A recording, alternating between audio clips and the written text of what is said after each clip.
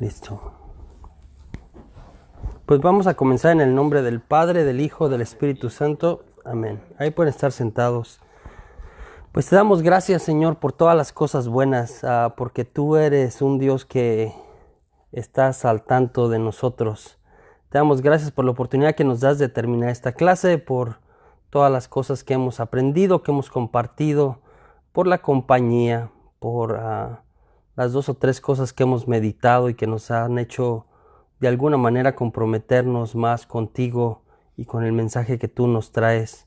Te pedimos que nos bendigas, que bendigas a cada uno de los que estamos acá, que bendigas también a los que siguen la clase por medio de las redes sociales, que bendigas a las personas que no pueden venir hoy a la clase por cualquier circunstancia, que bendigas nuestras vidas, que una vez más derrames sobre nosotros la luz de tu Espíritu Santo, el Espíritu Santo que nos fortalece, que nos da vida, que nos lleva a de alguna manera alcanzar aquellas cosas en la vida cristiana que necesitamos para ser felices, para ser personas de bien, en propósito, que caminan en santidad. Pedimos a nuestra Madre del Cielo, a la Madre de Jesús, a la Madre de Dios, que sigue intercediendo por cada uno de nosotros. Una vez más le ponemos en su regazo todas nuestras preocupaciones, nuestras tristezas, nuestros dolores, todo lo que somos y lo que tenemos, para que lo presente a su Hijo. Y todo esto lo pedimos por Cristo nuestro Señor. En nombre del Padre, del Hijo, del Espíritu Santo. Amén. Y así de repaso súper breve de la última clase que tuvimos, ¿no? Hablamos de la presencia de Jesús, ¿no? Cómo la presencia de Jesús continúa en medio de nosotros. Este Jesús histórico que estudiamos, este Jesús que pasaron los siglos y nos tomó mucho tiempo como iglesia ir entendiendo quién es, cómo es, ¿no? Su relación con el Padre, su relación con el Espíritu Santo, su relación con otra vez con la divinidad, con su humanidad, con cada cosa que hemos estado hablando. Entonces dijimos que Jesús se hace presente hasta nuestros días. Este Jesús que fue, es, ¿sí? Porque estuvimos como que muchos capítulos hablando del Jesús que vino, lo que hizo, y luego cómo fuimos entendiendo ese Jesús a través de los siglos, ¿no? Las ideas, las imágenes, las discusiones, las herejías, quién dijo cosas que así medio locas. Pero ese Jesús, ¿no? Dijimos la clase anterior, aún está en medio de nosotros. Y la forma más especial, más profunda, ¿no? Nosotros dijimos, es por medio de la Eucaristía, ¿no? Y decimos que es presencia real, ¿no? Que es como que la presencia de presencias. Y no es que Jesús no esté en las otras formas que también mencionamos, pero en esta de manera particular ha querido quedarse, ¿no? De una manera muy tangible. Entonces Jesús sigue presente en el pan y el vino. Nosotros creemos que ahí está realmente Jesús. Esta es nuestra fe, ¿sí? Aunque también es una de las creencias, incluso entre los católicos, ¿no? Se han hecho algunos estudios que mucha gente, aunque se dice católico y viene a misa, ya no cree que Jesús realmente está ahí presente. Nosotros creemos, ¿no? Que Jesús está realmente, completamente en su cuerpo, en su alma, en su divinidad, decimos, ¿no? En el pan y en el vino eucaristizados. Se hace presente. Y qué maravilla. Este padre amigo mío, que señor que ustedes lo conocían, una vez vino a dar misa, el padre Enrique, el que compuso Alma Misionera, que agarró su guitarra al final. El padre Enrique compuso un canto también que se llama Pedacito de Pan. Y el canto dice varias cosas interesantes, como que cómo Dios ha querido quedarse, ¿sí? Cómo este Dios, Señor de todo, ¿no? Al final, que tiene la victoria incluso hasta sobre la muerte, que fue lo que estuvimos meditando en estos días, se quiere quedar en algo tan sencillo y tan simple para nosotros como es el pan y el vino, ¿no? Entonces, sigue en medio de nosotros. De eso hablábamos así como con un poquito más la vez pasada. Está presente en la persona del ministro. Entonces, en cada sacerdote, en cada obispo, en cada diácono, Dios se hace presente cuando estos, ¿sí? En el nombre de Jesús ofician, realizan, presiden estas oraciones en torno al pueblo. Entonces, nosotros decimos que cuando el sacerdote está oficiando, ¿sí? O presidiendo la Eucaristía, lo hace in persona Christi, in persona Christi, quiere decir que está en la misma persona de Cristo. Yo les decía, y lo notaron en estos días, a la hora de incensar, ¿no? A propósito de estas 4 presencias, ¿no? El diácono, ¿no? Primero el sacerdote incensa el altar, que representa también a Cristo el altar, pero incensa lo que está sobre el altar, que es el pan y el vino, ¿sí? Y luego le da al diácono el incensario y el diácono incensa al Padre, ¿sí? Y luego el diácono viene a la congregación, incensa a la asamblea, a la comunidad, porque nosotros también somos el cuerpo de Cristo. Representamos el cuerpo de Cristo. La cuarta cosa que incensa el diácono es la palabra de Dios cuando la va a proclamar el evangelio. ¿Se fijan? Viene y otra vez, el Señor esté con ustedes y lo agarra el incensario y se hacen 3 dobles. Generalmente se hacen 3 dobles, ¿no? Con incensario. El incienso, ¿no? En la tradición judaica, ha sido como símbolo de nuestra oración. Como sube al cielo, ¿no? Cuando nos reunimos en esta oración de oraciones, que es la Santa Misa, pedimos que nuestras oraciones suban al cielo, suban al cielo. Entonces la palabra de Dios, Jesús está realmente también en la palabra de Dios. Él es la palabra que se hizo carne, ¿sí? Es el verbo encarnado, ¿sí? Otra vez, cada vez que escuchamos el evangelio es Jesús hablándonos. Hablamos de eso la vez pasada, ¿no? Y yo había mencionado la asamblea reunida, ¿no? Luego, otra forma como Jesús se hace presente en nuestras vidas es en la oración, ¿sí? Jesús mismo nos enseña a orar, nos enseña a estar conectados con el Padre a través de la oración. Él oraba en muchos momentos.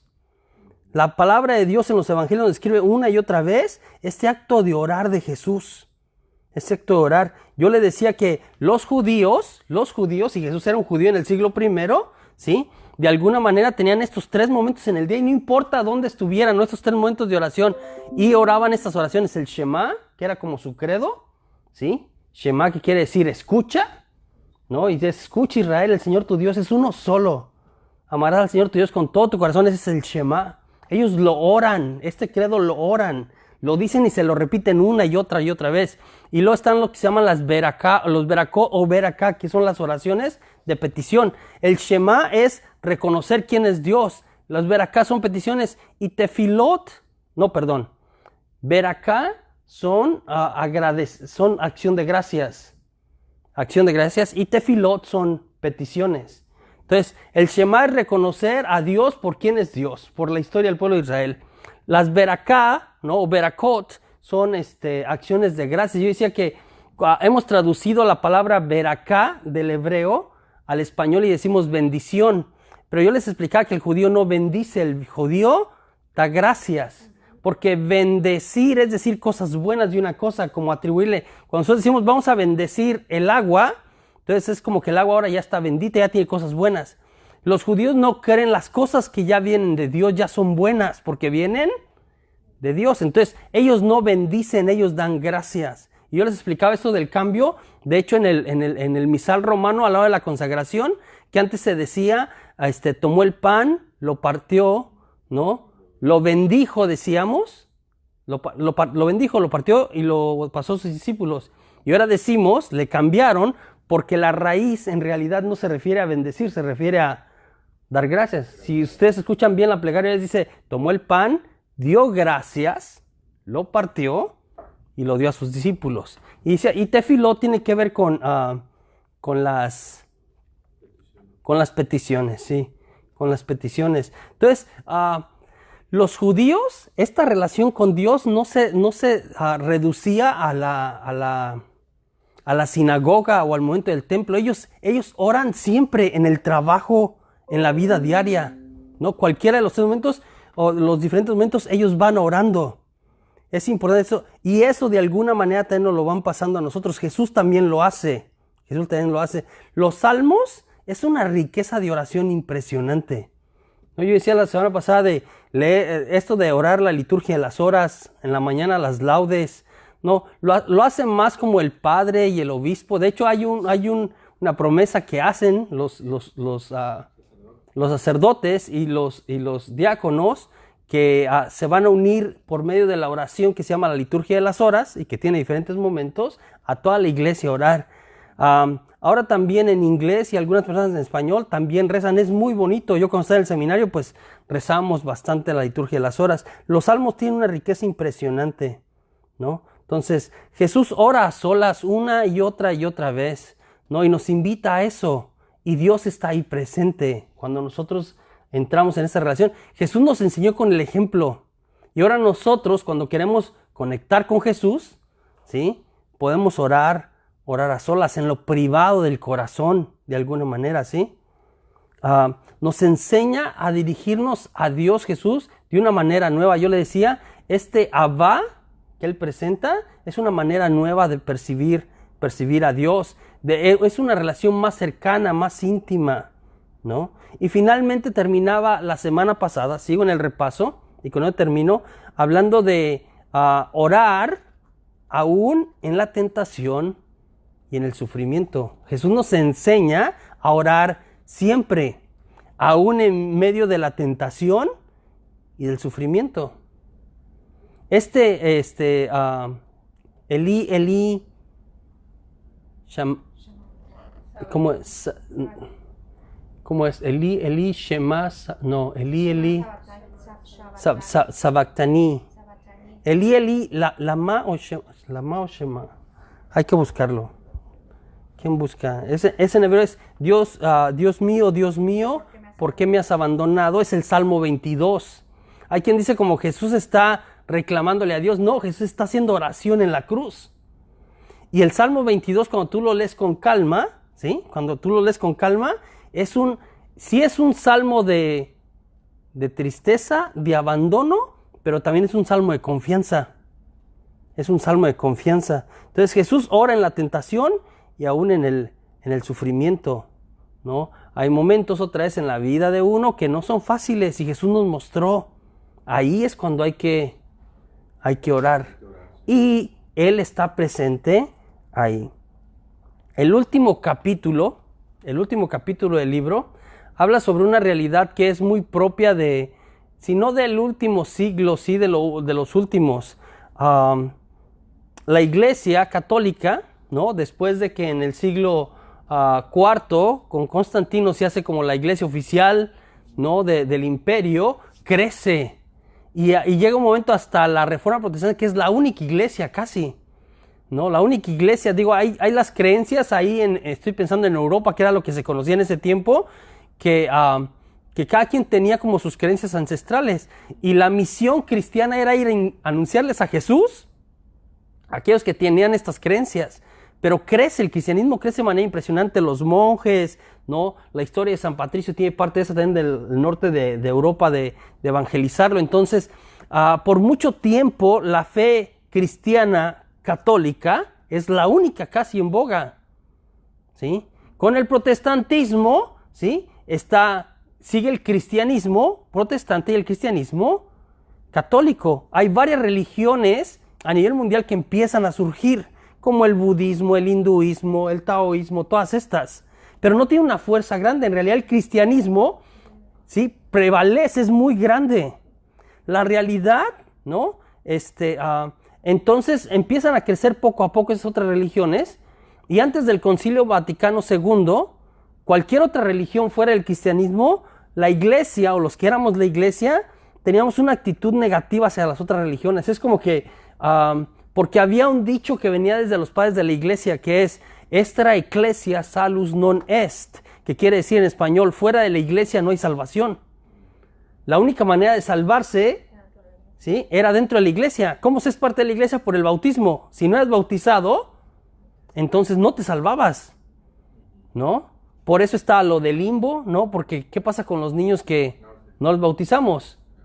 ¿No? Etcétera. Entonces, estoy pensando que había una actitud negativa hacia las otras religiones. Vaticano II, 1965, como que revalúa esta actitud nuestra de nosotros los cristianos, y los cristianos incluían incluso los protestantes en este momento, nos vamos a salvar porque creemos en Cristo, porque creemos, Dios santo, ahorita voy a tratar de explicar esto, que la salvación nos viene solamente por Cristo. ¿sí? Nos viene solamente por Cristo. El principio no ha cambiado. No está claro en estos días, pero no ha cambiado del todo. Nosotros seguimos creyendo que la salvación nos viene por Cristo, pero no está limitada solamente para los cristianos. Y esto, el Concilio Vaticano II, en un documento, una declaración, uno de los documentos que se llama Nostra Aetate, menciona esto que yo les voy a poner aquí. Entonces, aquí tenemos el Papa como con personas de diferentes, no sé si había allí como 6 o 7 religiones distintas en una reunión. Si ves a la parte de atrás dice Together faiths of the world unite, como juntas las religiones del mundo se unen. Y en realidad no están hablando de doctrina, no están como, ¿quién está diciendo? Están como que, ¿cómo hacemos? Porque todos hablamos de Dios, ¿no? Ellos hablan de personas diferentes, nosotros de Jesucristo, los cristianos de Jesucristo, los judíos de Yahvé, porque los judíos tradicionales no aceptan todo a Jesucristo, ¿no? Los budistas de Buda, ¿no? Entonces, cada quien, y es, ¿cómo hacemos para que todos los elementos buenos que hay en cada religión funcionen en favor de la raza humana? ¿Sí me explico? O sea, para cosas estoy pensando de la paz, de la justicia, ¿sí?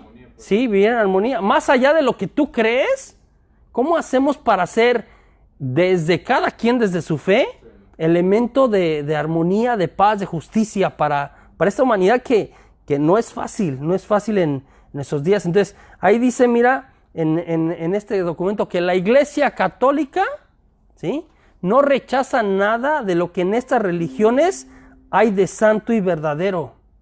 Ojo, esta es una declaración porque eso no lo dice nadie. Esta es la posición de la Iglesia respecto a las otras religiones. Y acá no me refiero a los protestantes ni las sectas. Esos los consideramos como cristianos. Estamos en el mismo redil, aunque cada quien gane por su esquinita. En realidad todos creemos en Jesús. Ahí estamos más cerca todavía, ¿no? Dice, la Iglesia Católica no rechaza nada de lo que estas religiones, se refiere a religiones no cristianas, ¿sí?, hay de santo y verdadero. Considera con sincero respeto los modos de obrar y vivir, los preceptos y las doctrinas que por más que discrepen en mucho de lo que ella profesa y enseña, otra vez, por más diferentes que sean de la Iglesia Católica, eso es lo que está diciendo, no pocas veces reflejan un destello de aquella verdad que ilumina a todos los hombres. Esto está en Nostra Aetate, en el número 2. Está por ahí en su libro, es una frase acá de esto que se llama Nostra Aetate número 2. Entonces, otras religiones, nos está diciendo que otras religiones poseen algunas enseñanzas genuinas acerca de Dios. Genuinas acerca de Dios y de su plan, del plan de Dios. Estamos en una época, ya no de rechazo, de yo soy más y tú eres menos, sino en un tiempo de diálogo interconfesional, que tiene la finalidad, ¿sí?, o está encaminado a una mejor comprensión de las religiones mundiales y alimentar lo que ya había mencionado yo, la posibilidad de acciones comunes en favor de los grandes problemas de la sociedad. Ahora, esto, ¿no? Aquí esta foto se ve bonita, pero esto está en proceso. O sea, esta de unidad, primero la unidad entre los cristianos está en proceso. Peleamos bastante. ¿Sí? Este trabajo unido con otras religiones en favor de la humanidad también está en proceso. Y está en un proceso que vamos empezando. Sí. ¿Sí? Lo que pasó en Sri Lanka. Ahora voy a decir una cosa respecto porque hablamos del Islam y al Islam otra vez, y a lo mejor yo me equivoqué pero en esta declaración, pero en el Islam hay gente buena y hay los radicales islámicos, que esos son los que han hecho tanto mal. Pero hay radicales islámicos, hay radicales budistas, hay radicales cristianos, hay radicales en todos, católicos, que si tú no crees lo que yo creo, piensan que merecen morir o te mandan para el infierno. Como el que le dispararon, que estaba el presidente de Parenthood, que fue un católico. ¿Sí? Hace años. Entonces, hay radicales en todos. Lamentablemente, en los medios de comunicación, quienes más han resaltado en las últimas décadas son la gente del Islam, ¿no? Como que hay una parte ahí, pero en realidad quería decir eso como hay radicales en todos. El problema, y mayoría de las religiones son buenas, el problema es cuando esa gente lleva su religión a un extremo, ¿no? A un extremo, y a un extremo no a vivirla profundamente, a un extremo en contra de los demás. Entonces, ahí es importante ese trabajo. Es importante ese trabajo. Sí. A la una realidad también. Sí. Yo digo que ahí entra el fanatismo también. Sí. Entonces, estamos en un proceso de consolidación. Ahí va poco a poco. Siendo honestos con ustedes, va poco a poco. Todos los bandos, de nuestra parte, de su parte, de todas las partes, ¿no?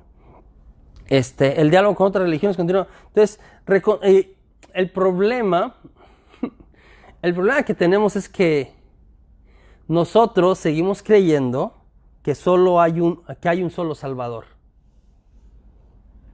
¿Sí?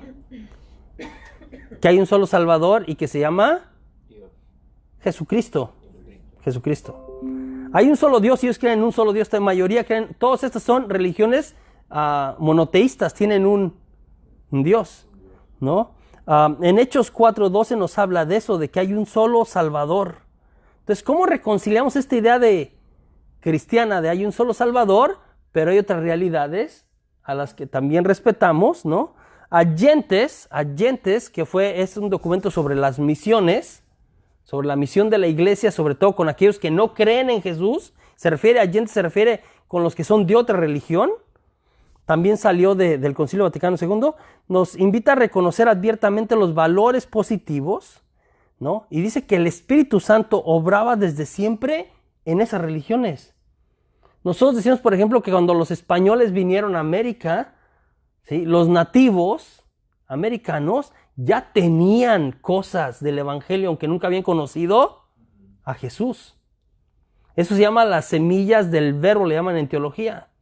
Verbum seminae, que es semillas del verbo, es decir, ya había cosas de la fe sembradas ahí. Ellos esperaban a alguien que les iba a redimir, que venía de Oriente, hasta tenía un aspecto como el de Jesús. O sea, había varias ideas en el mundo, en la religión azteca, por ejemplo, maya, que tenían que ver, aunque todavía había varias cosas también medio locas, pero que tenían que ver con muchos principios evangélicos y no habían tenido un contacto con Jesús. Por tanto, es importante apreciar en cada una de estas religiones mientras se impulsa un diálogo y esta colaboración que estamos hablando. La salvación y la revelación están verdaderamente presentes en otras religiones. Mira, esto afirma otra vez los documentos de la iglesia. La salvación y la revelación están verdaderamente presentes en otras religiones y que los católicos necesitan respetar, ¿sí?, esto de alguna manera. Dos puntos importantes.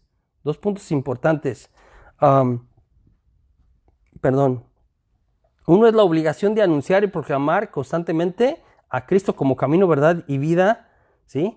Entonces, dos cosas importantes es anunciar a Jesús como camino, verdad y vida. Y segunda parte, y ahí es donde está la dificultad, respetar, ¿sí?, y reconocer que hay presencia de Dios, que hay revelación, que hay salvación más allá del cristianismo. Esta es la parte que está aún en proceso, que todavía no la entendemos, que probablemente a lo mejor nosotros nos muramos y no vamos a entender y a lo mejor en 4 siglos o no sé cuánto lo resuelvan, ¿no? Y haya mucha más claridad, como nos ha pasado con la teología. Hacía otra vez cosas que hacía 6 siglos no entendíamos o entendíamos de una manera distinta y hoy la entendemos de manera diferente y más clara, ¿sí? Entonces, ahí en el libro, en la página 101, habla de una declaración conjunta entre los budistas y los católicos que se realizó en 1995 y habla cómo respeta la una a la otra y la otra a la una, ¿sí? Esto no es nuevo. El Papa Francisco no es el único papa que se ha reunido con líderes de otras religiones. Ya lo hizo Juan Pablo II, ya lo hizo Pablo VI, ¿no? Que son los papas que han estado como que más en este movimiento. Pablo VI, porque Juan XXIII muere en el proceso del Concilio Vaticano. Después de ahí viene Pablo VI. Juan Pablo I nada más dura 33 días en el papado, entonces no tiene tiempo de hacer casi nada. Después viene Juan Pablo II, que es un papado largo. Benedicto XVI también, porque hay gente que piensa que, porque yo una vez he visto en las redes sociales que ponen esta foto o al Papa besando en el cachete y luego hasta lo hacen Photoshop, ¿no? Y lo transgiversan diciendo como que está vendiendo barato, ¿no? Nuestra fe, le critican pensando como que él está llevando la iglesia a un punto mal, y es la iglesia católica, ¿sí? Cristiana católica, tiene ya varias décadas, mínimo 5 décadas, ¿sí? Con sus representantes, cada uno de los padres que han pasado, tratando de hacer puentes en favor de la humanidad. Si nosotros creemos que Jesús genuinamente vino a salvar a la humanidad, ¿sí? De hecho, a toda criatura ya hay teólogos que están hablando de, pues, ¿qué tal si hay vida en otro planeta? Que no sabemos. A lo mejor y ni hay. Pero si hay, ¿no? Entonces hay quien está haciendo teología diciendo, pues Jesús vino y murió por toda criatura, conocida o no conocida. Yo le recuerdo cuando los portugueses y los españoles llegaron a América, no sabían si los habitantes de América, usted lo ve en la película, si vio la película de La Misión, ¿sí? No sabían si eran seres humanos y los estaban como seres humanos. No sabían si a ellos los había rescatado Jesús. Y en realidad después, como son seres humanos, también Jesús murió por ellos, etcétera, etcétera, ¿sí? Entonces, regreso a esta parte. Ya casi estoy terminando. No, brinqué una, sí. Entonces, ¿cómo reconciliamos esto, no? En el diálogo, esta es la frase que yo les había dicho, extra ecclesiam salus non es. Fuera de la iglesia no hay salvación, ¿no? Eso se dijo en el siglo II y pasó por la iglesia por mucho tiempo. Entonces, con esta, no es como que, ¿cómo lo tomamos ahora? Y el catecismo de la Iglesia Católica habla de ello y pide que no caigamos en dos extremos o en dos cosas que nos desvíen de alguna manera de este diálogo que queremos desarrollar. Uno, el primer error que caemos es que la fe en Jesucristo debe ser profesada y que solo aquellos que explícitamente creen en Jesucristo pueden ser salvados. Esto no lo podemos declarar. Ojo, ¿sí? El misterio de la salvación alcanza para toda la humanidad, incluso aquellos que no profesan su fe en Jesucristo.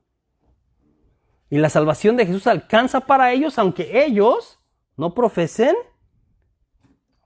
esta fe. Segundo, profesar a Jesús como una figura. Este es el siguiente error que hay que eliminar, porque a veces si respetamos uno nos vamos con el otro. Profesar a Jesús como una figura entre muchas figuras salvíficas como igual.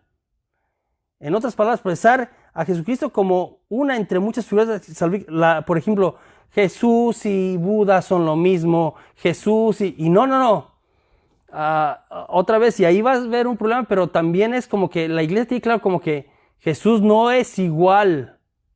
Y va a sonar medio fuerte y a lo mejor en algunas otras religiones también les cause shock, pero Jesús es Dios para nosotros. Hay otros seres humanos que son encargados de una de estas religiones. Estoy pensando como Buda. Buda no es Dios, es un profeta de Dios. Buda y Jesús, ¿sí? Aunque respetamos, y eso nos invita a la iglesia, las enseñanzas de Buda, no ponemos a Buda en el mismo nivel que Jesús, que es una tendencia que sucedió también en sus tiempos con la nueva era de Jesús como otro iluminado más. Como ha habido mucha gente iluminada, muy inteligente, muy abierta a Dios y que ha alcanzado niveles de perfección humana. Jesús es humano, pero es Dios, es divino, ¿sí? Entonces, eso es importante que lo tengamos claro. El libro termina haciendo una propuesta interesante, ¿no?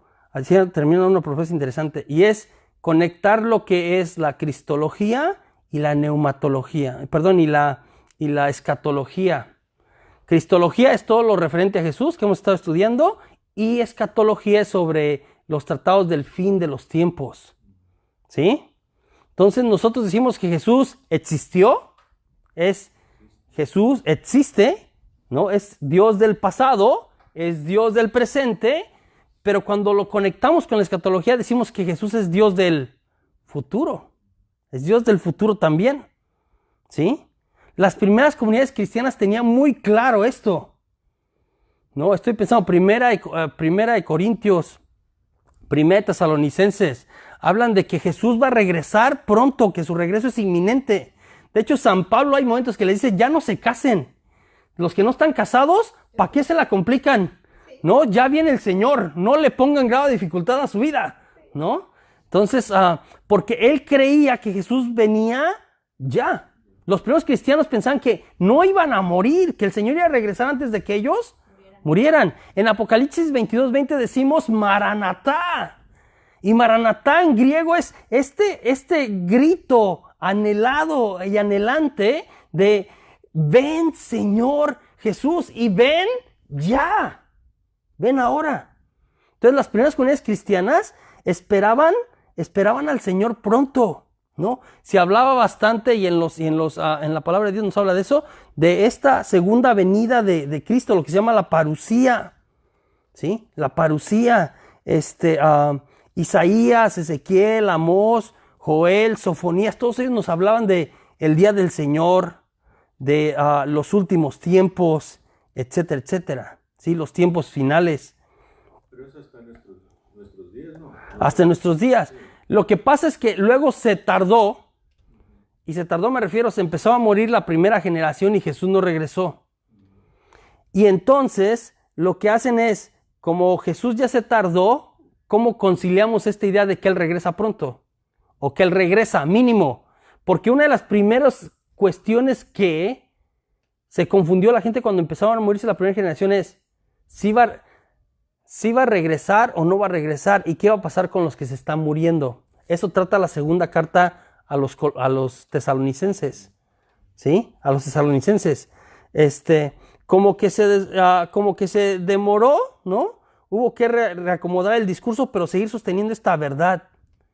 O sea, aunque se demoró, el Señor viene. O sea, el hecho de que va a venir sigue siendo latente. De eso nos habla en la página 104 del libro. ¿Sí? Es decir, la idea, aunque ya no vino pronto antes de que muriéramos, Jesús va a venir. Y cuando venga, ¿no? Se desarrolla esta idea de va a venir como un juez. Como un juez. Y los pasajes estos que yo puse aquí nos hablan de eso, ¿no? Daniel 12:2 habla que cuando venga el día del Señor, ¿no? Unos resucitarán para la vida eterna y otros para el castigo eterno. De eso nos habla Daniel 12:2.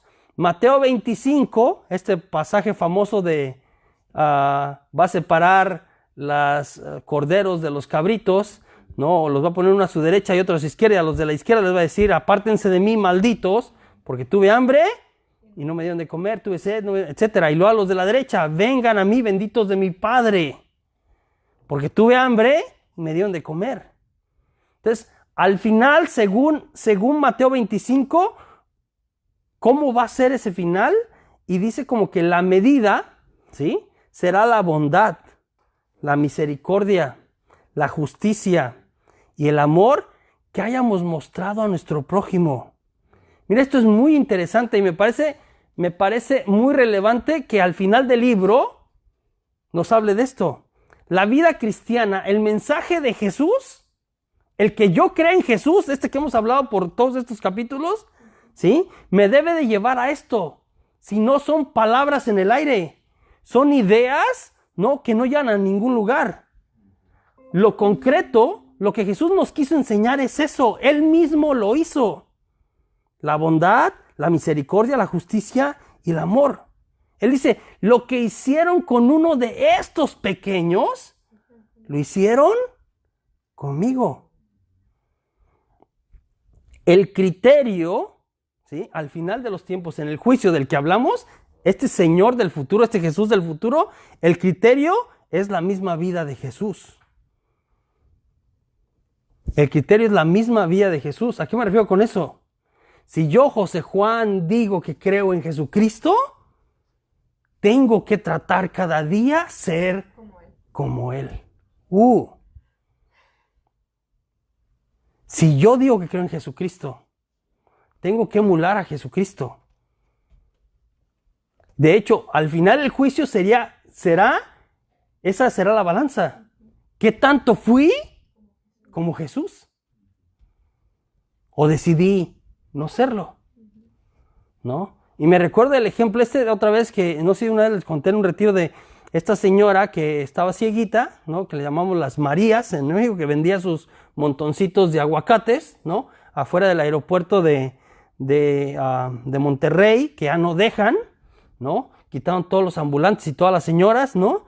Pero estaba ahí vendiendo y había un grupo de empresarios que habían venido a una reunión, a una cumbre, ¿no? De su empresa de Monterrey, y la cumbre terminó tarde y llegaron tarde al aeropuerto, ¿no? Entonces todos a la carrera para no perder su vuelo, y cuando se bajaron de los carros para entrar al aeropuerto no percibieron que estaba ahí la señora, le pasaron literalmente por encima y le regaron todos sus aguacates, ¿no? Entonces, un solo hombre de ellos se percata, ¿no? Y sabiendo que lo va a dejar el avión, se regresa. Y le empieza a ayudar y descubre que la señora está cieguita porque está buscando sus aguacates a tientas. Y se pone y le ayuda a que haga los montoncitos, ¿no? Con toda la calma del mundo. Al final ve que le echaron a perder algunos y saca un billete de 500 pesos que probablemente cubre todos los aguacates o más. Y sin que la señora sepa, le entrega el billete de 500. ¿Sí? Le entrega el billete de 500 después de que le arregla todos los montoncitos. Y después ya entra al aeropuerto para ver ahora cómo regresa a su casa. Y cuando va retirándose, ¿no? Cuando va retirándose, entonces la señora que es cieguita le grita, no sabe quién es esa persona que le ayudó. Le grita, ¿es usted Jesús?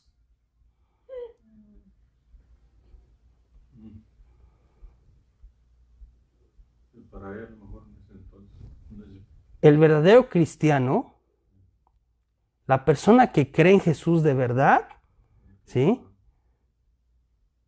En realidad, llegaremos de alguna manera a eso cuando nos pregunten, ¿tú eres Jesús? ¿Por cómo me tratas? ¿Por cómo eres conmigo? ¿Eres tú Jesús? Porque me escuchaste cuando necesitaba un oído. Porque me ayudaste cuando necesitaba una mano. Porque estuviste conmigo cuando estaba triste o cuando estaba enfermo. ¿Eres tú Jesús? Hubo un ejemplo que dio el padre en la misión en inglés que me encantó. Y que va en esta línea. Hay un niño, ¿no? Él le puso el nombre de Steve, ¿no? Hay un niño que no es el niño popular de la escuela, un niño 6, 7 años.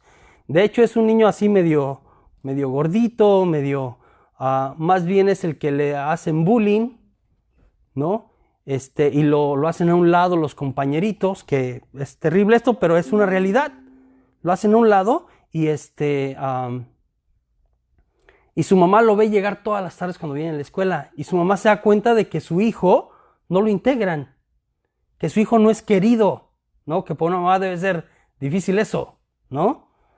Entonces ve cómo vienen los niños jugando el grupito, los que se hacen bolita, los que se llevan bien, los populares, siempre caminan y como atrás de ellos siempre viene él, solito, todos los días. Y se viene el 14 de febrero, ¿no? Y acá en Estados Unidos se acostumbra que los niños llevan sus Valentines, que hacen un detallito para compartirlo, intercambiarlo con sus amiguitos. Y entonces 2 o 3 semanas antes Steve le dice a su mamá, mamá, este año quiero hacer algo muy especial para todos los de mi clase, para todos. Y le pide que la lleve a Hobby Lobby, ¿no? O a Michael's o a estos lugares que venden cositas. No me patrocinan, pero ya los anuncié, ¿no?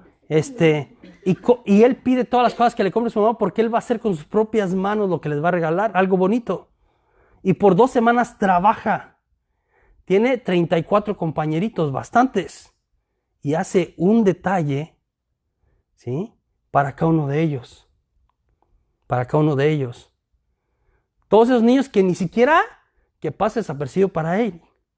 Todos esos niños que no lo juntan, todos esos niños a lo mejor que algunos hasta lo han tratado mal. Él va a ser uno para todos. Él quiere entregarles un Valentine a todos. Quiere demostrarles a todos que los quiere a todos. ¿Sí? Y entonces la mamá, ¿no? Se prepara, llega el 14, le pone su bolsita con sus cosas, se va y se queda pensando, mi hijo hizo 34 Valentines. Yo no creo que le van a dar tantos como los que él va a entregar, porque no es popular. Entonces a lo mejor en la tarde va a llegar triste, decepcionado, de que no recibió lo mismo que dio, ¿no? Y entonces le voy a cocinar estas galletas que tanto le gustan, para que en la tarde, con sus galletas favoritas, mínimo se olvide, ¿no? De esa experiencia de que no le fueron recíprocos. Y se llega la hora y sale la mamá y otra vez, misma escena, vienen los muchachitos corriendo enfrente y él poquito atrás de ellos, casi cerca de ellos, pero también corriendo, pero no con ellos, ¿no? Y entonces viene corriendo y viene agitado. Entonces la mamá piensa que el niño se va a soltar a llorar porque no trae casi Valentine. De hecho, casi no trae ninguno.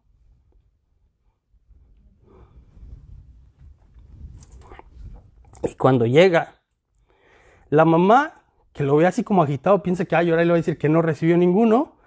La mamá empieza a echarse su rollo de, te hice tus galletas favoritas. Y el niño empieza como que, no, espérate mamá, tengo que decirte algo. Ni uno solo me faltó. Todos saben que los quiero.